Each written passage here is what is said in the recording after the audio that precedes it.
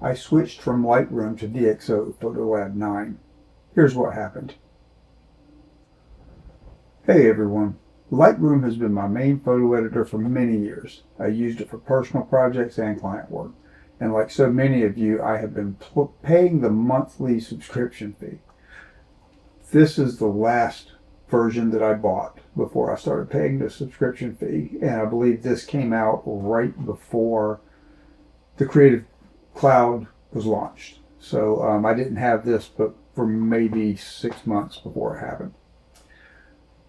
Over the last 3 years, I've been seriously looking for a replacement and finally switched to DxO PhotoLab 9.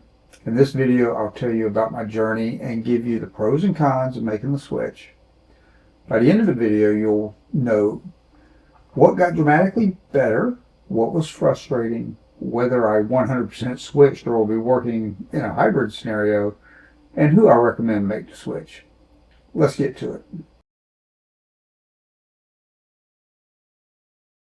I started looking at replacing Lightroom when DxO released PhotoLab 8.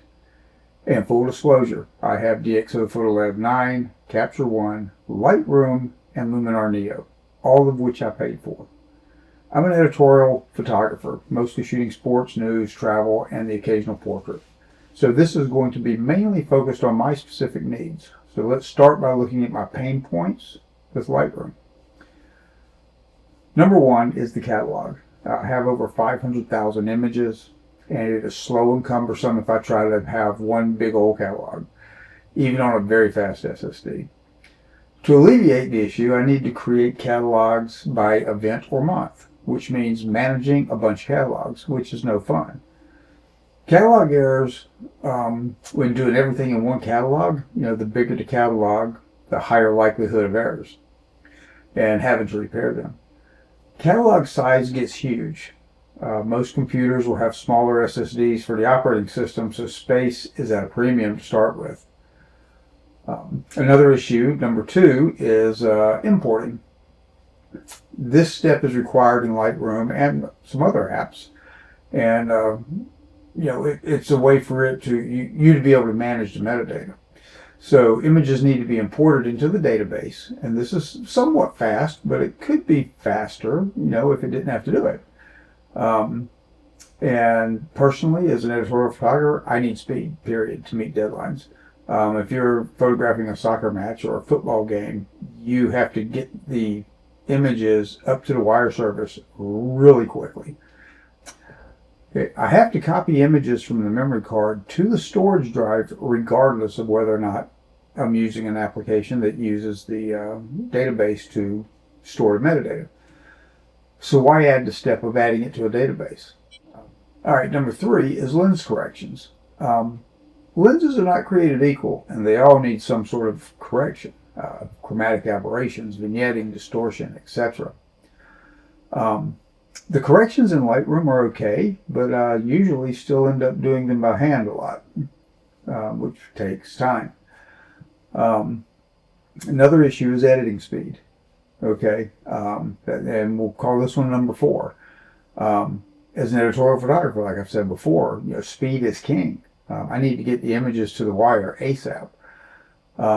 Auto works good in Lightroom, but usually for my taste, it's a little bit too bright, and sometimes it even looks a little over the top.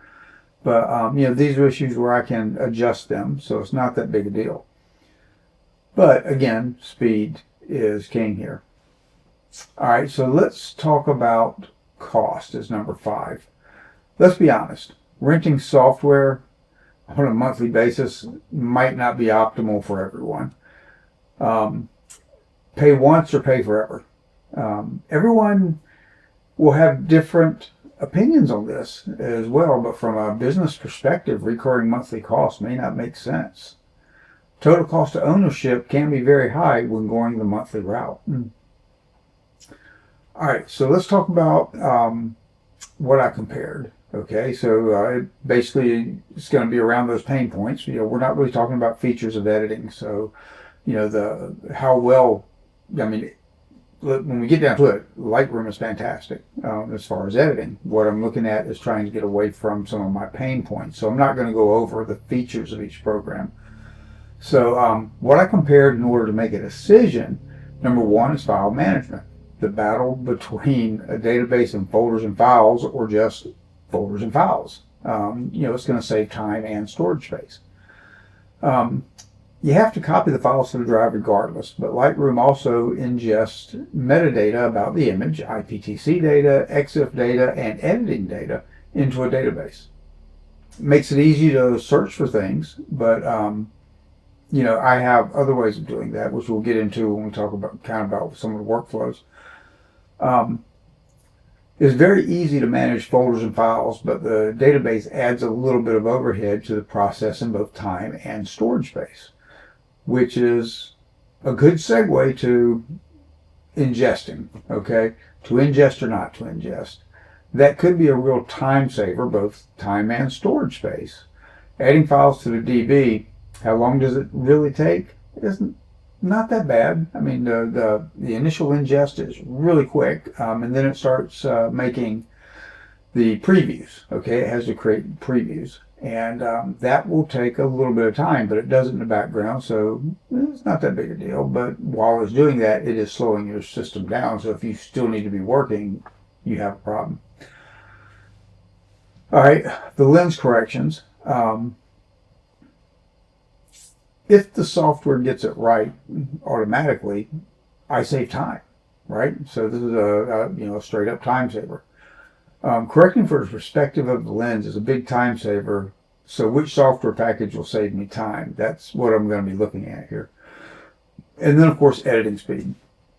I'm pretty fast with Lightroom. But we need to know, what can the software automate for me? Editorial photographers are only doing basic corrections like exposure, tone, dust spotting, and a crop. Okay. We're not adding unicorns and rainbows at all. So if I can save time, that's a big plus. A good conservative edit that maintains the accuracy of the scene is critical for me. Okay. If the software can do that for me on ingest, or whenever I first pointed at it, that's saving me a lot of time. If it takes me 15 seconds per image to edit something and I got, 100 images, that's going to be a significant amount of time. But, typically sending something up to the wire, it's only a handful of images. So it's not that bad if I had to edit. The other thing is cost. Okay, this is one of the things that we really need to evaluate, because not everybody can afford to pay the lump sum payment for software up front. Some people, it's better to have a monthly payment, and then other folks, it's better to pay it up front so you don't have a monthly payment. So total cost of ownership, we're talking about just cold hard cash there. So, that's something that has to be taken into account. Cost is a factor worth noting, and it subtracts from your bottom line. All right, so let's talk about some of the results here. All right, file management. Organizing, files on my hard drive and pointing DxO at the folder structure is my preferred method. Ingesting, I would prefer not to do it. Okay, so not having to ingest image data and previews into a database saves time and storage space. I mean, storage space is expensive right now, along with memory. Doing the lens corrections, okay? Once you get used to seeing the problems with the lens, you can't unsee them. So in my eyes, they have to be corrected, and it has to be right every time. So if I have to do that by hand, that is definitely a time waster. So lens corrections, DxO is the 800-pound gorilla in this space. I mean, they are best in class, bar none. So it was an easy no-brainer. Editing speed, like I say, I'm so used to using Lightroom, I can edit really fast. However, DxO's automatic editing is excellent and can save time. And for me in particular, I like their edit. It's conservative. It retains the essence of the scene, so it's not, going over the top with colors and trying to almost make it look HDR. Bringing the shadows up and lowering the highlights way too much. So to me, that is a definite plus. Cost, I think, is probably one of the bigger things here. I know everybody is concerned with monthly software costs. So here's what it will cost for each application, and I'm just going to break it down real quick. DxO is $239.99 one-time cost, and then you would keep that version as long as you're still happy with it. So if let's say they update every 18 months. That next update may not be that big of an update. You could still keep version 9 and wait until the second version comes out, version 11. Whereas with Lightroom, it's $19.99 per month, and you get the updates continually. So that's a plus side to that. Well, let's say you decide to upgrade every time a new major release comes out, okay? And let's just say that's on an 18-month life cycle, okay, or development release. Your pricing would look something like this. DxO, you would pay $239.99 one time, and you would have that for 18 months. Lightroom, however, paying $19.99 a month, you're going to end up paying $359.82. That's a difference of $119.83. So, that's not huge by any shakes, but, for some people it might be a factor that would limit them from getting Lightroom. So your total cost of ownership and your bottom line is what you need to look at. If you're trying to do this as a business, I would think that you would probably pay the $239.99, and then, if you're doing this as a hobbyist, the $19.99 might be more palatable over a long run per month than the $239 will be up front. All right, so what was frustrating during this transition? Number one, the learning curve. I think terminology, it's a little different. So I had to do a lot of searches in SuperGrok. It's not a big deal, but the initial learning curve was steeper than I would have liked. Different approaches. All right. This is probably the biggest one that I can think of, was using the loop to see noise reduction preview and having to render the image out to actually, have it completed. That it's just a little different, and so it took a little getting used to. Another one was I really didn't see any books on DxO. So, I don't believe there are any books on DxO at all, at least none that I saw at the local bookstore. Maybe I could write one. Idea. Image management, okay? This is not really hard. It's just a little different.